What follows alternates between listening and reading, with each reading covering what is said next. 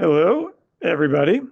Aaron Lelito here with our new episode of the Wild Roof podcast.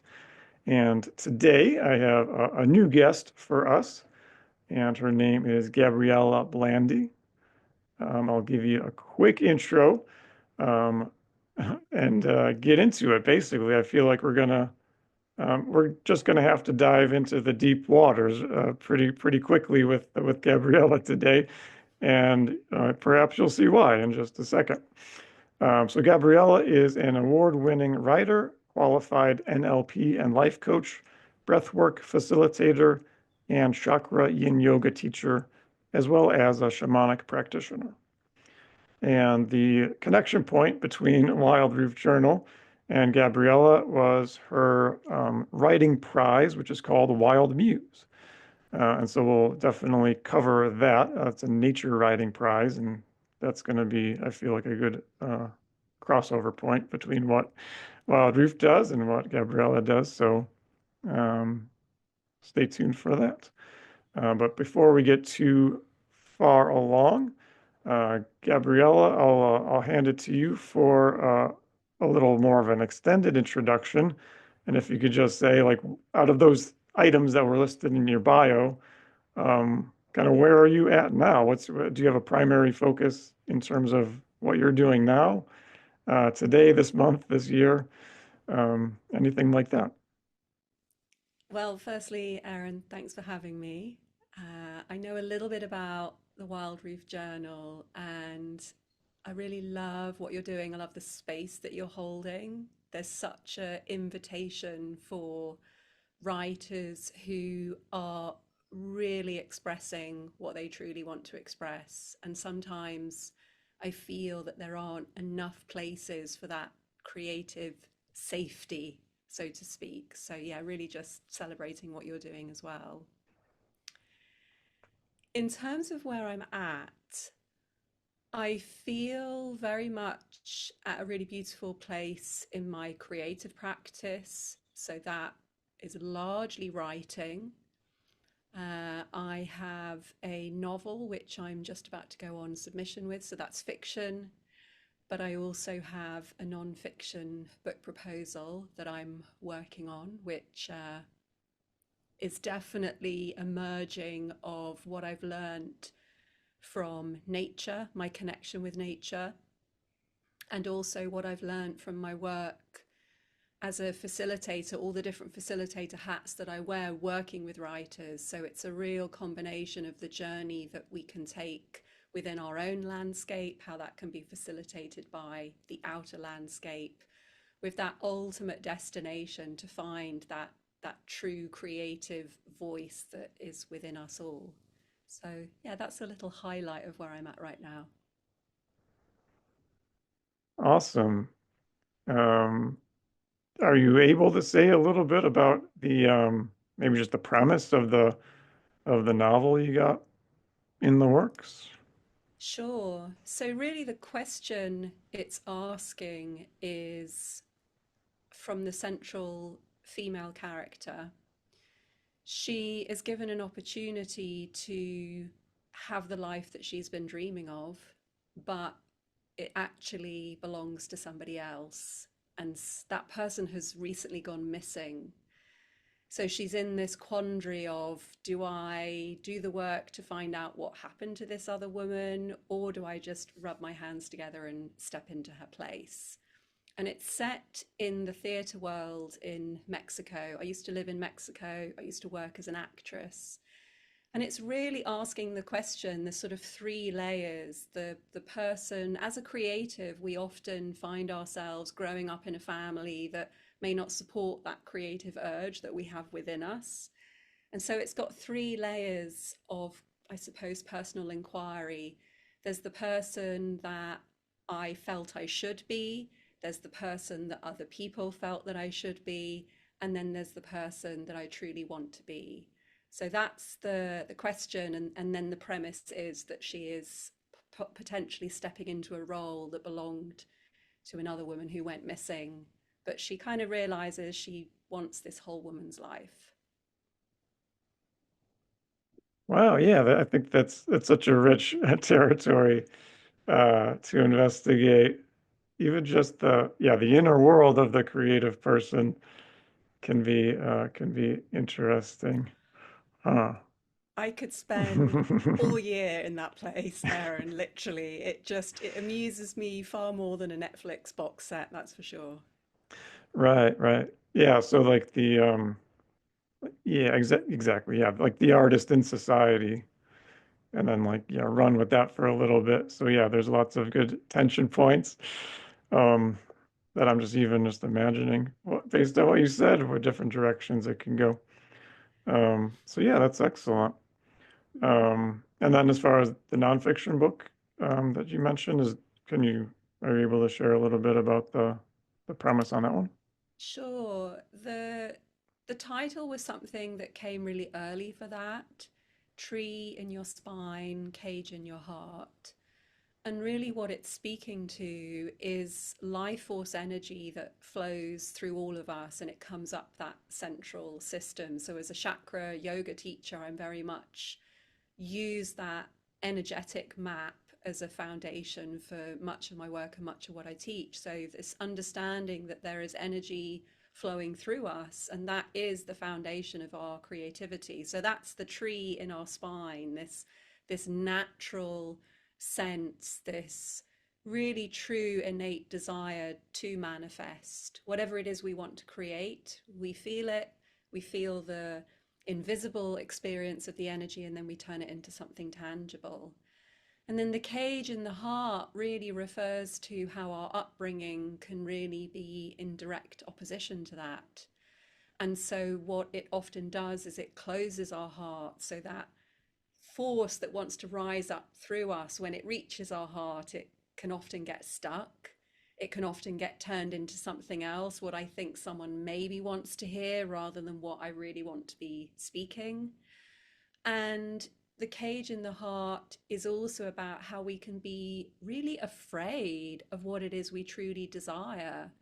Because again, often when we express our emotions, we express our desires as young children, we might be given the messaging of I want never gets, or I bet you wish that you want that, but that's completely inappropriate. So often we have this conditioning that our desires are unwanted, unreasonable.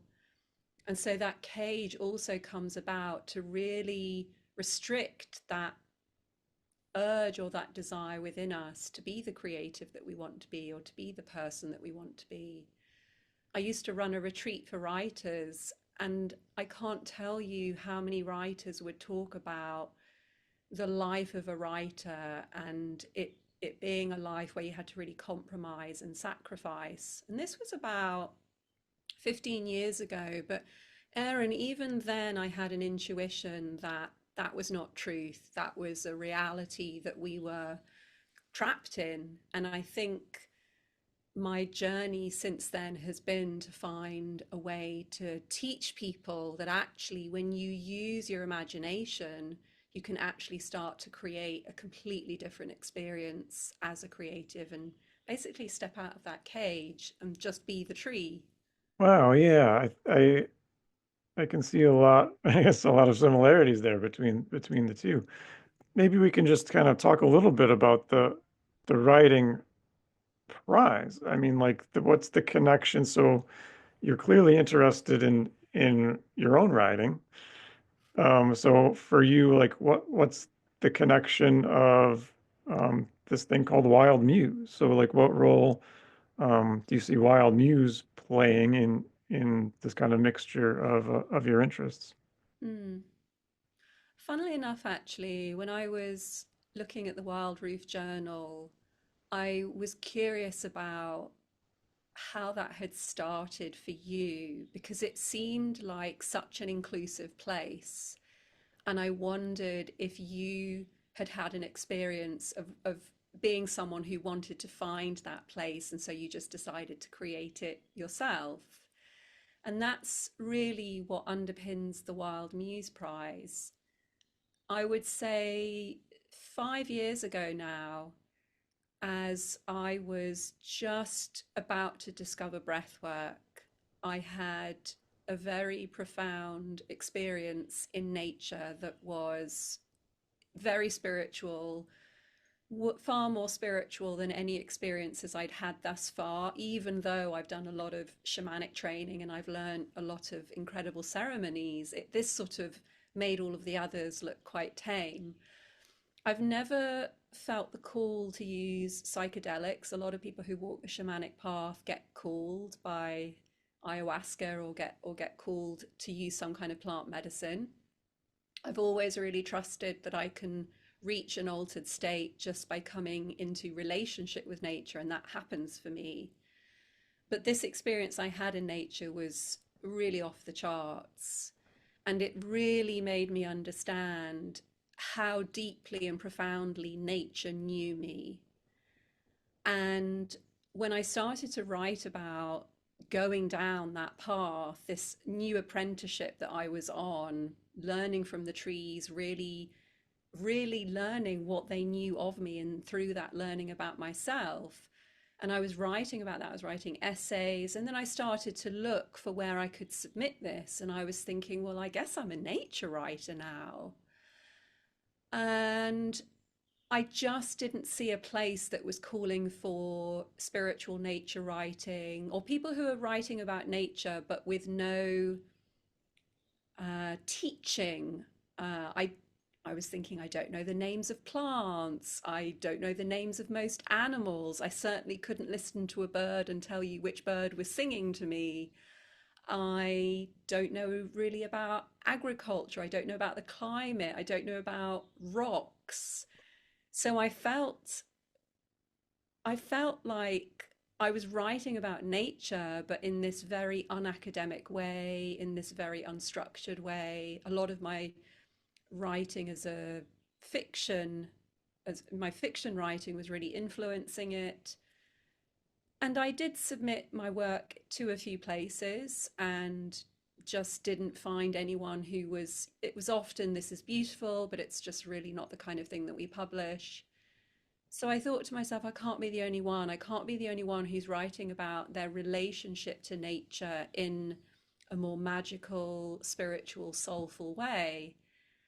And so I think I first began the prize just to sort of see, is there anybody else out there, and to basically find a way to celebrate them, because I felt that that's what I needed. I needed for somebody to say this writing is really necessary. And I had no idea how many people would submit. I was like, maybe it'll be one, or maybe I'll be completely overwhelmed. I had no idea. So that was really where it started. And this is the second year that I'm running it. I mean, the first year just really showed me there's so much demand for this space, and the feedback that we had was really lovely. So we've literally just opened doors for the prize this year, and the submissions have already started coming in. I think it took several weeks last year before we began to have submissions, but literally I was so thrilled to see that, like, the day after we opened the doors, we had submissions coming in. So it really feels like absolutely the right step to have made. Perfect. Yeah, that's that's such a good story of like the the connection point of Wild Muse and that prize came, I guess, at least part of it came from kind of your own desire as a writer to like, I need a space like this, like you said at the beginning Yeah. of that response.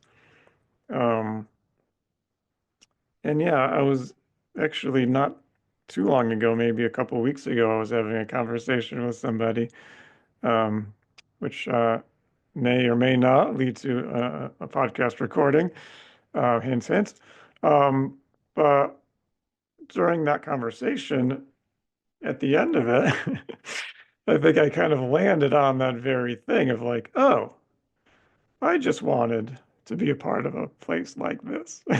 So that's why, it's not like Yeah, I not to was so curious oversimplify. about that. Yeah, not to oversimplify it, but I mean, there was kind of a definitely, um, there was that desire of like, wanting something like some, some kind of like supportive mechanism of creative people that is not based on, you know, um, maybe, an individual like selling their own work. It's like I'm an artist and I need to like sell my painting. That was pretty clearly like not something I was interested in or not comfortable with or whatever. And that's not a slight on people who do that. That's just my thing. That's not my whatever comfort zone or interest. So that was kind of the turning point. I was like, oh, what if I do this for other people? That's a lot easier for me to say, look at this person's work. It's awesome. Check it out. Where do that for myself was just, kind of people, it is a common thing for like self-promotion is a little bit, can get a little bit weird. But that was kind of that turning point to say, oh yeah, that is like a comfortable space for me. Mm. And my background's in education and teaching. So there is this kind of parallel where like, yeah, you use the word facilitator as some of your roles. So that was a comfortable role for me. That was coming from being a teacher and saying, yeah, it's about you learning this. It's not about what I think.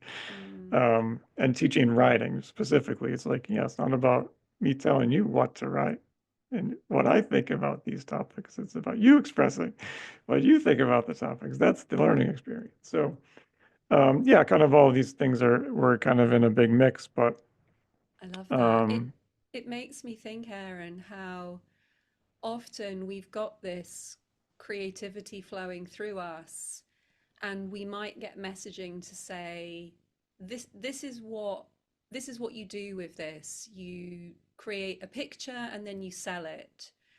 And we're kind of trying to fit into that space because it kind of seems right. It's like, well, yes, I am creating images, and there are other people creating images and they're doing that and then they're selling it. But I think when we make that really true creative journey for us, we allow ourselves to be just nudged a little bit into the alignment that fits our particular form of creativity, which is, oh, so rather than promoting myself, I'm creating a space. It feels great to be promoting other people.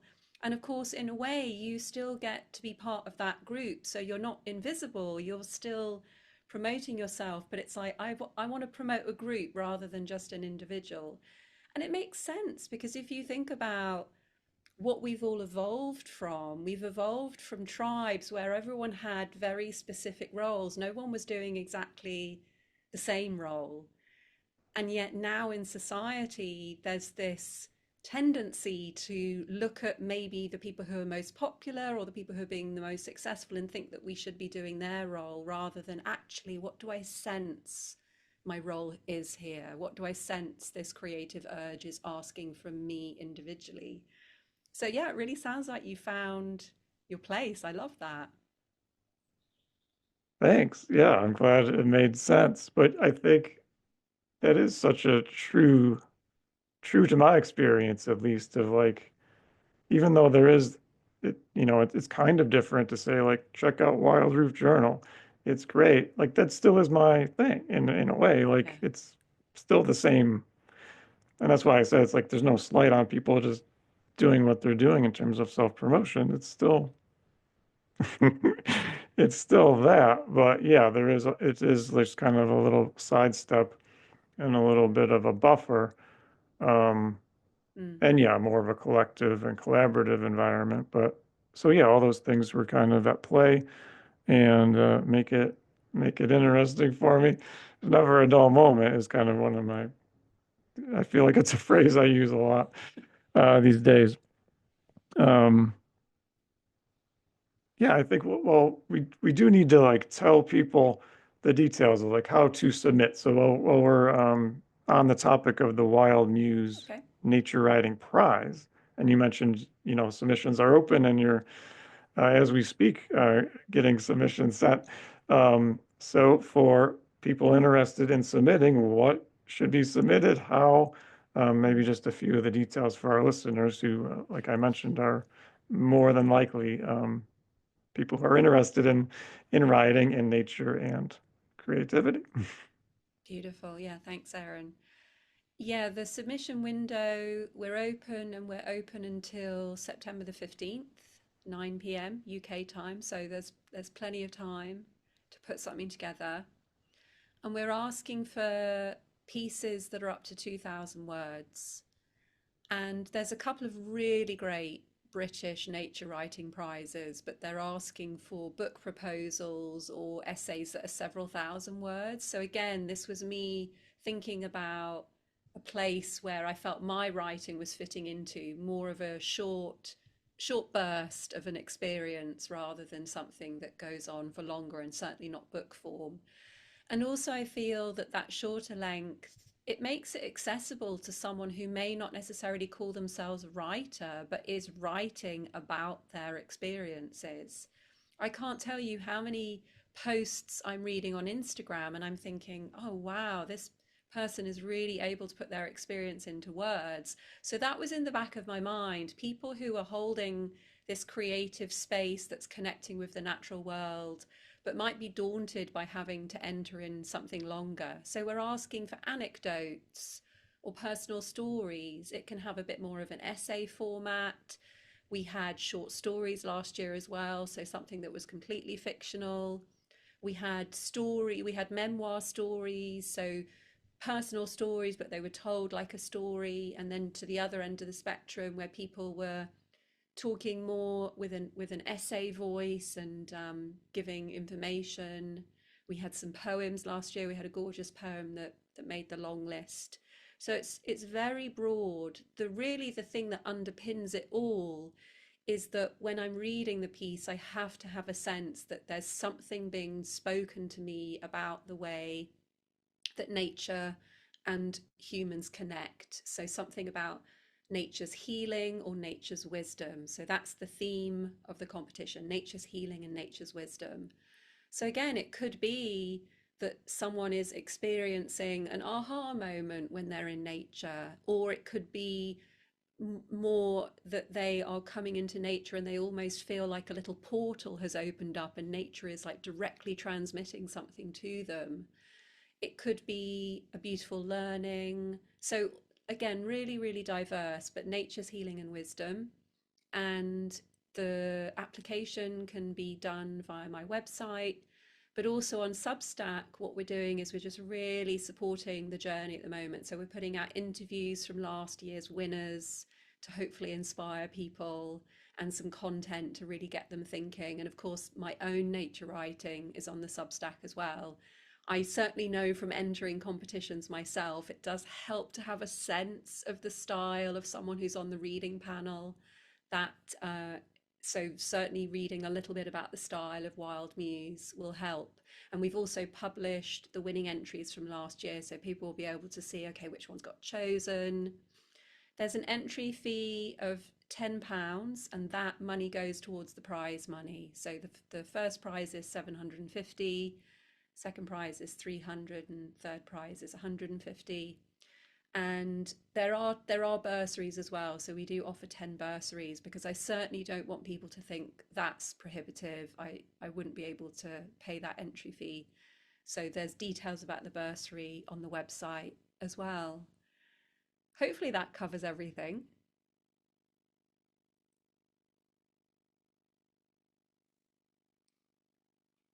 Oh, for some reason I can't hear you. What's happened there? Let me just check my There audio. we go. Yeah, Sorry. Um, and just to clarify, it is open to submitters in the US. Um, all and around the world. Yeah, yeah, worldwide.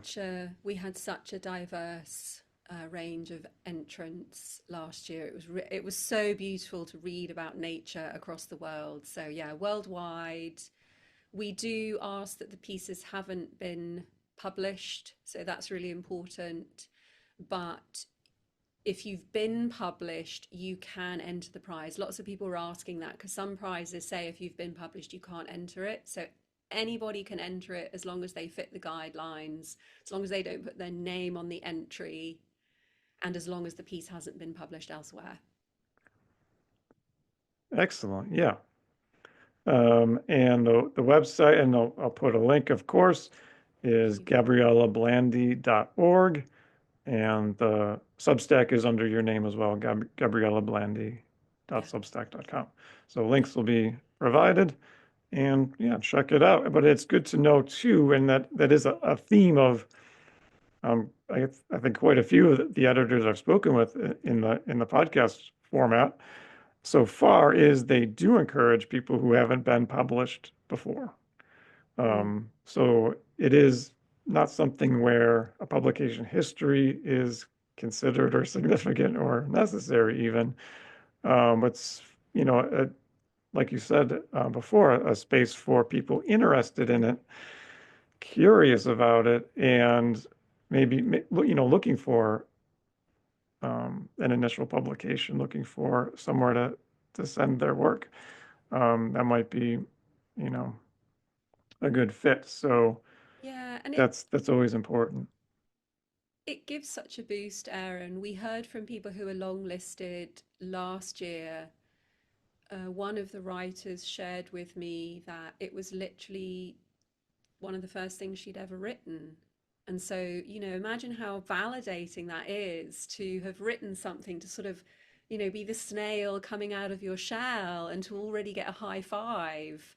So she really shared that that had just absolutely changed her life because she'd always wanted to write but had held herself back. One of the other long listed writers hadn't written for years and certainly not written in this kind of way. They felt very nervous about writing this kind of content. So it's hugely validating.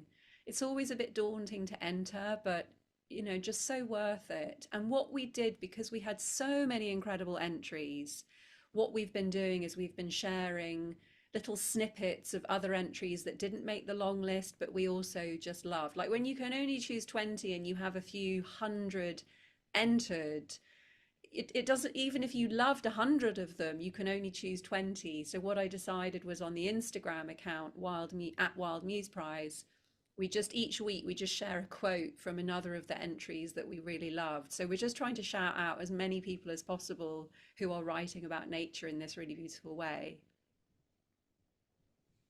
Yeah, I think that's a great idea. And yeah, I think it just kind of plays into the kind of the welcoming nature that you're providing for the prize too. Because yeah, it because it can be intimidating to say, well, it's not just about getting submitted, like out of whatever, a dozen pieces or 20 that might go into an issue or even more. One winner, that could be a little bit of a hump to get over. So Yeah, that softens it, I think, and that's a nice touch. thank you. One question I wrote down, and I think it's relevant to the prize, and maybe you can speak to it in your own writing too. Um, and it is like a balance, maybe, is the what came to mind of engaging with the natural world and also wanting to offer kind of something useful. You mentioned I think the word teaching, like there's kind of like a teaching happening through the writing and balancing that with like not overdoing it or being didactic or heavy-handed um, as kind of the downfall of maybe that kind of approach. So I'm just as a point of curiosity, I suppose, on my end, because so much great nature writing does have that lesson embedded in it. Um, and so much of it, so much of it can go awry, I suppose, um, in terms of being a little bit too heavy-handed in that lesson. So how would you kind of respond to that in terms of navigating um, that balance? Mm, yeah, I love this, Aaron. You're obviously familiar with the teaching that comes with fiction writing, which is asking the writer to really give a sense of showing the reader something rather than telling them how it is. And I found that when I first started to experience the teaching that I was getting from nature, what was happening to me is I wasn't just being told something. It wasn't like I was sitting by a tree and there was this voice in my head saying, you need to live life like this. But what was happening is I was sitting with a tree and I was having physical experiences in my body. I was often seeing things in my mind. And as a result of that, thoughts were arising. And then as a result of that, I was making changes in my life. So it really, that whole experience taught me about the layers of experience there are when we come into nature. So I think the balance for me is about being really curious when we're in nature and some penny is dropping or some insight is coming, rather than focusing on the insight, which might be, we've there are some that we just hear over and over, and they've almost lost the power. The insight of there are always seasons, seasons change, there's death and then there's life. But that's now us just telling it. At one point someone had an incredibly powerful experience when that insight first dropped in, but now we all kind of carry it with us and we just repeat it, versus really asking somebody and having that balance. Yes, you've got the almost like the byline, but what's the experience beneath that? What might you be feeling in your body to show you that there's been a shift? What images might be coming in your mind to really enforce the understanding of that shift? Certainly, there will be other thoughts. It might be memories come up, it might be plans for the future. So it's to think about the various layers that are happening within the experience that you're trying to write about. And for me, sometimes I like to imagine it as a recipe. So just as I might go up to my kitchen and I might open my recipe book to cook a really delicious meal, to me, writing's a little bit like a recipe too. I'm handing over an experience to the reader, but I'm thinking, what ingredients do I need to put in the pot first? And what are the different ingredients to enable them to have that experience? Otherwise, if we go back to the kitchen, let's say I've cooked a really delicious chickpea tagine, and I say to my guest, I've cooked a really delicious chickpea tagine, and they're like, great, when can I eat it? So that would be the telling versus, okay, come and sit down. And, maybe I've lit some candles and I'm serving it out and they can smell it and they can see it. So I think the balance again is to almost think about that piece of writing as a recipe that you're handing over to the reader. So little by little, you're drawing them into your experience with a real clear sense of the experience that you want to give them. And that clarity may not be there for the first draft or the second draft or the 10th draft, but eventually you've got to really know, what is this recipe that I'm handing over, and what is the experience I want to give. Yeah, it's a real you can't eat the menu situation. Yeah, so that's definitely a good analogy in that sense of, yeah, providing, just like you said, providing a way to get to an experience, but not necessarily, it's not a direct transmission of like, here's the meal in front of you just for reading or the recipe or something like that. Yeah. Um, I'll sneak in like, what are you reading now? Who are you, Ooh, like a favorite? It could either be like a current read or just like a go-to kind of favorite author or author or book. yeah. I tend to read a fiction and a non-fiction. Uh, I love one of my most favorite things to do is to get into bed really early at like 8:30, so I know I've got a really good amount of time to read. Because I know some people, they're ready for bed and they go to bed and they pick up a book and maybe they read a page because they're exhausted. But for me, it's about, oh, tonight I'm going to be able to get to bed nice and early. And I tend, when I'm in bed and I'm just doing that before I go to sleep reading, I like to read something super simple, because my brain has been at work all day. So I'm just reading a very simple piece of crime thriller fiction. It's called Geneva and it's by an actor, and I've completely forgotten his name. He was in Lord of the Rings, he's a British actor. It might come to me in a moment. But the other reason I'm doing this is because I'm working on this final edit of my novel. I don't want to read a voice that's going to really influence me. So I'm just reading to be entertained. I'm reading because I love reading. Um, Funnily enough, I've got a few books around me that I have utterly enjoyed recently. So I would love to shout them out if that's okay. Yeah, we Um, love reading recommendations. Go for it. yeah, so this one's on my desk because I finished it recently. This is Fall by West Camel. West is actually the editor at Arenda Press, which is a British small publishing house. They publish crime fiction, they publish suspense, but they also have a very small literary section on their list too. And the writing in that book is mesmerizing. It's the story is compelling, but for me, it was the writing. It was the way the story unfolded. It split timelines and it split point of view, which I always find really interesting. So I highly recommend that. There's one on my shelf. I wonder if I'm going to be able to reach it. This is a non-fiction book. This is nature writing. Just, oh my goodness, absolutely blew my mind. Um, so Laura spent some time in the Bolivian rainforest at a basically a big cat rescue reserve and had the most incredible, it's a beautiful love story between her and the puma that she was looking after.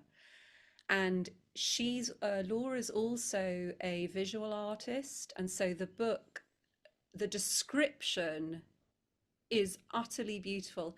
Sometimes I read a book with description and I think the writer is hearing this is more about fancy words versus painting a picture. And there's no right or wrong for both, because sometimes that kind of lush wordage can be gorgeous, but for Laura, she was painting a picture. And the reading the book is like a meditation, because she's sitting for hours in the jungle babysitting this puma, and so the experience of reading it is a meditation. You're just sitting in nature, and yet it's gripping. It's slow, but it's also gripping. It's emotionally engaging. It's by far one of the best pieces of nature writing I've read. Wow, I feel like I've seen the cover on Instagram or something, but I was not Yeah, familiar with the actual book. Yeah, it's a beautiful cover. it's Um, gorgeous, isn't it? Yeah. yeah, so thanks for that. I didn't prepare you for the what are you reading question, but Well, and luckily I'm usually in I'm it, in my office, and I'm, I know. I'm surrounded by books. It So, usually, yeah, it usually comes up. Um, yeah, I wrote that one down, by the way. mhm, Um, and brilliant. then the other thing I definitely want to get to is the another like connection point of like kind of see Mhm, like writing as the central piece and like how is it connected to this and this and this.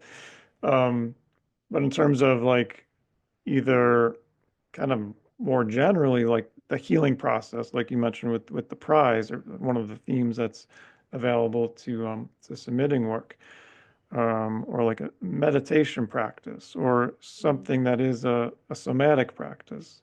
mm, How do they, or how do they connect with your own writing practices? mm, Um, I have a meditation practice. I don't have a yoga practice, but personally, although I do like, uh, pretty light exercise, I do exercise, and I can, see there's a connection there, but for me, it's not like a direct thing.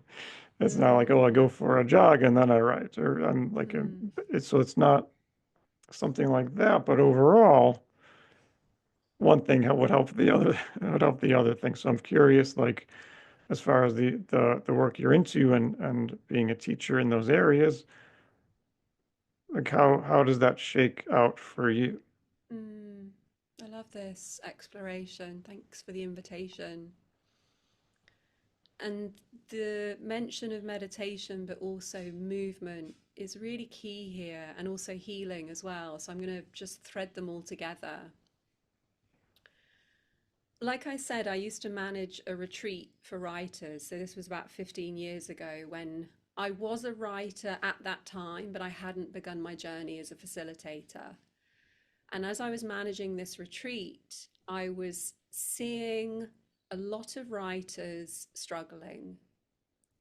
We ran about 46 retreats a year, and we had about 16 to 20 writers a week. And I was there for several years. So by the end of that time, I was thinking to myself, 70% of these writers are struggling. And we talked earlier about finding that creative path that's the path for us. And already at that point, the question, I know that for you, when you want people to submit to your journal, you're saying, you know, we welcome questions. So for me, that question really guided me. What is at the root of this struggle?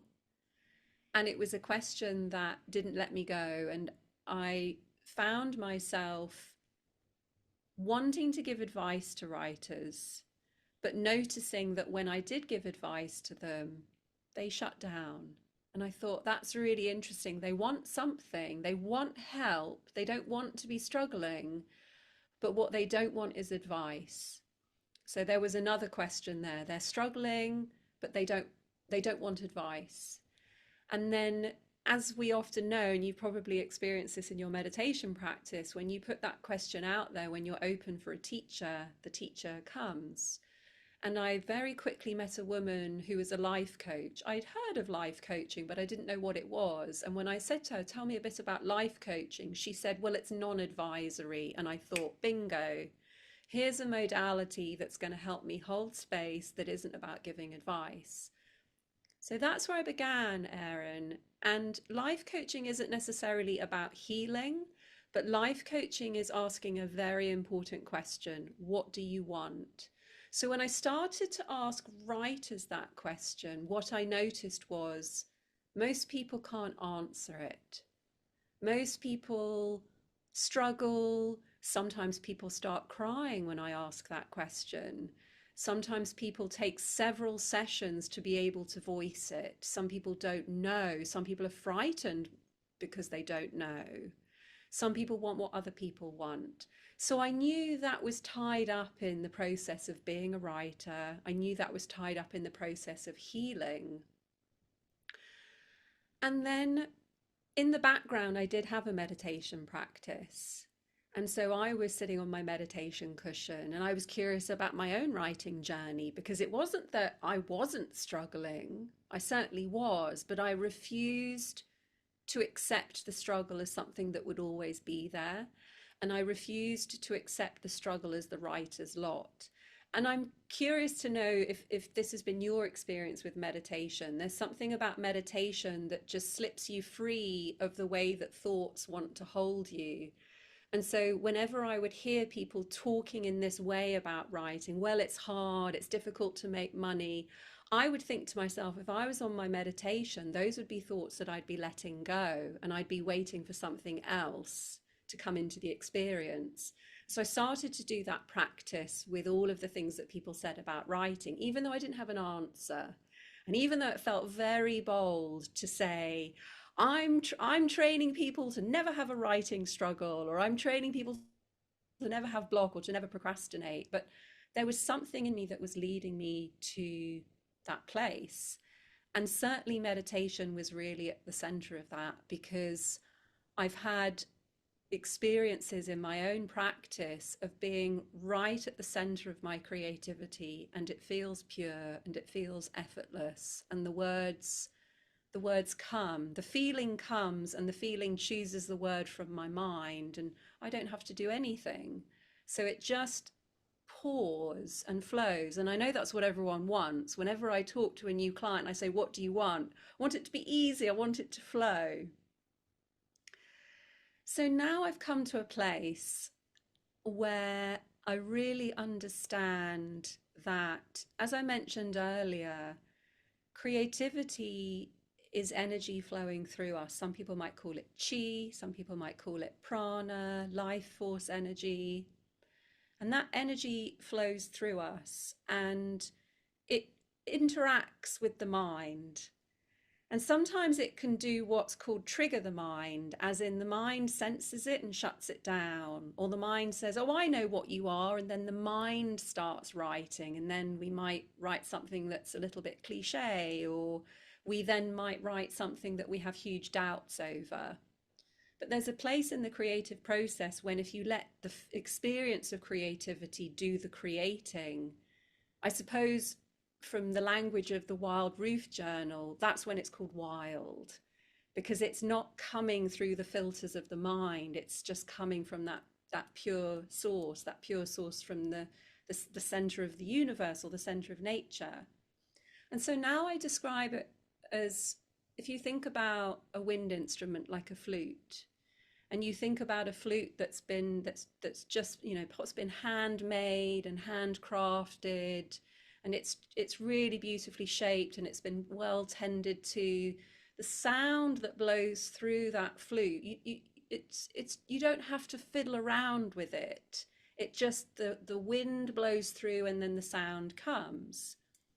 But most of us, whilst we were born like that flute, we got little dents along the way, we got little blockages, perhaps we weren't well cared for, so some of the keys are a little bit wobbly.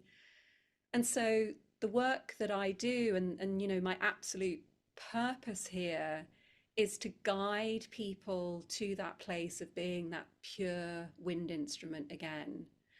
Because if we're wounded or dented and we're letting that creativity just flow through us, the sound that we're making is the sound that comes from our trauma. But if we go on that healing journey and then we let that creativity flow through us, the sound that we make is the sound of our true shape. And most people who are struggling, partly because they're making sound from their trauma. And what happens when we make sound from our trauma, we can feel blocked, but it also, the sound doesn't have the impact that we want it to have. So that might be that we're getting rejected. It might be that we're singing our song, but no one's taking any notice. And the physical or the movement or the exercise has become really important to me, because when I mentioned that dented flute, we grow up with these unconscious patterns in our body, and we've all got symptoms of it: stiff neck, stiff shoulders, tight hips. So those are all ways that we've unconsciously learned to hold our body, to suppress that sound that wants to come through us. So the chakra yoga that I teach is taking the body back to a holding pattern that's going to support that flow of energy through us. It's going to take that flute, take the dents out, clear it out, that sort of thing. So some kind of movement is always really important. It doesn't have to be yoga, but some kind of intentional movement where we're sensing into the body and almost we're remembering how the body was before shit happened to us. Yeah, I love that explanation and the analogy. Yeah.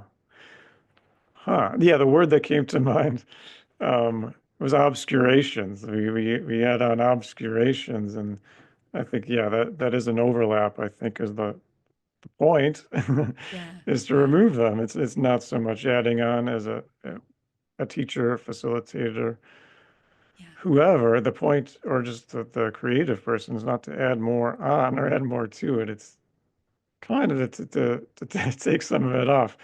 Um, absolutely. I love that. and yeah, so Yeah. that definitely resonates with with the stuff I'm into. So And yeah. also, actually, what that just made me think of, Aaron, is this adding stuff on. If we keep with that flute analogy, there are many writers out there who have the flute, but they've added all sorts of other contraptions onto it. So they might have put a funnel at the end to try to make it louder because they don't understand why they're not being heard. Or they've maybe put a tube between their mouth and the flute to because they can't blow into the flute directly. So that's often these sort of strategies. We've lost our original form, and then we've developed strategies for how to make our wounded form work, rather than, yeah, the undoing of it all. And I suppose the final point is a lot of people feel like the creative process is a lot of effort and exhausting, or they don't have energy to do it. And that's usually a sign that there's a blockage in the flute. Because if there's a blockage in the flute and you're really having to puff down that flute, it is exhausting. So yeah, I love that. Just taking it all away. Yeah, and yeah, exactly. That's exactly it. And yeah, sometimes we need and we need an addition for a limited amount of time and then take it away, but that doesn't always happen like that. It sticks. Yeah, for sure. Um, and there's like a fun, since we're on analogies, we'll throw one out there and then we'll wrap up. But I think one of the fun kind of ways to just kind of like shift your perspective on it or something like that was like, did you brush your teeth this morning? And most people would say yes. And then it's like, are you still holding the toothbrush? So it's like, yeah, you need that for the time, Yeah. but that's not something we have an emotion. Most people don't have an emotional attachment to hanging onto the toothbrush all day. Mm. It's there when we need it for a couple of minutes and then we set it down and don't think about it. Um, so I don't, that just popped into my head when Yeah, you're that's talking about great. that kind of a thing. And also that word that you used, stick, it's, I think with the toothbrush, that's such a great analogy. We understand it's something that we pick up, it's something outside of ourselves. We do it consciously, whereas these habits that form around our creativity, we don't understand they're separate to us. We think they're a part of us because perhaps we believe ourselves not good enough, or we've got this incorrect perception of ourselves. So we're essentially seeing the toothbrush as part of us. So we don't understand, oh, I can put it down. Yeah, that one's really got me thinking. Thank you. I know. Um, yeah, I know, but yeah, it's just kind of the exaggerated version because yeah, it's such a commonplace example Yeah, and yeah, exactly. It gets more complex when you add on emotion to the to the equation, for sure. as you would imagine. Um, a lot of times I ask as a kind of closing point as like a writing prompt or some kind of creativity exercise, but I think you said one already, so I'll throw it back at you and you could, if you want to leave it, that's fine, and if you want to add more, go for it. Um, but I think just the practice, or even you can maybe use it even just as a pretty straightforward writing prompt, is the question, what do you want? Mm, That I think that one stuck out to me, and that's, it's kind of one of those questions that's like an accordion. It can go, pretty simple and straightforward, and it can go real deep and complex. yeah. Um, but if you uh, add your own twist, or how would you how would you advise somebody to use that for a creativity exercise if there is a clear way to do that? Yeah, I love that you picked that one out. And yeah, let's add a few more things to it to give it some context for people to pick up on. If let's say I'm working with a client and they don't know the answer to that question, I will say to them, go away and work on that for at least 2 weeks. So if someone's listening to this and they're thinking, yeah, I don't really know what I want, or oh, that question challenges me, it's journaling on that question every day, but you want to come at it slightly differently each day. So the question is the same, but you're coming one day and you're asking, what do I truly want? And then another day it's like, yeah, but what do I really want? And then if if there was nothing standing in my way, what do I want? Or if I wouldn't be embarrassed about the answer, what do I want? Or if people wouldn't judge me, what do I want? So different variations, because what you'll notice is you'll start to ask it slightly differently. Now, what we can also add on to that is they might be, well, no, I know what I want. I want to make a living as a creative, and I'm working on a book length project at the moment.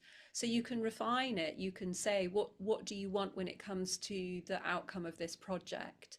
That's a really important question to ask. I can't tell you how many writers I chat with and they don't know, and then they're wondering why they're blocked. They haven't really pictured the book out in the world, or they're already saying to themselves, well, I probably won't sell that many copies. I'll probably just self publish it, but the marketing's going to be really hard. And then they wonder why they're resisting. So I think if someone is in the middle of a creative project, it's really good to put that question in reference. So how do you want this project to turn out? What would be the ideal ending of this project? What would be the best case scenario? So we're really asking our creativity or our imagination to work for us. Because as you know, as someone who practices meditation, the mind will switch to the negative if we're not watching it. And so it's up to us to be gently overlooking the mind and saying, here's the train of thought that I'd like to put you onto. I can see where you want to go, but I'd like to just put you in this direction instead. So we're really making sure that our imagination is working for us. It's so ironic that as writers, as creatives, we often leave our imagination untended. And when we leave our imagination untended, chances are it gets fearful and anxious and worrisome. So, yeah, that just really gently doing the journaling, but imagining that you're overseeing that imagination and you're gently nudging it towards really what your heart desires, the best case scenario, and spending doesn't need to be long. 5 minutes a day for 2 weeks or 3 weeks, 4 weeks is even better. I think people will find something really beautiful coming out of that practice. I think that's a good one. Yeah. Nice. So I feel like we covered a lot of ground. We got to just about everything on my list over here, and I think it's probably a good time to dismount. Um, and we'll talk again soon, I hope. So Yeah. the website again is gabrielablandy.org, and then you can see the Wild Muse Prize info, link to the Substack, all that other good stuff. So once again, thanks for joining me, and I'll talk to you again soon. Thank you so much for having me, Aaron, and thank you for your delicious questions.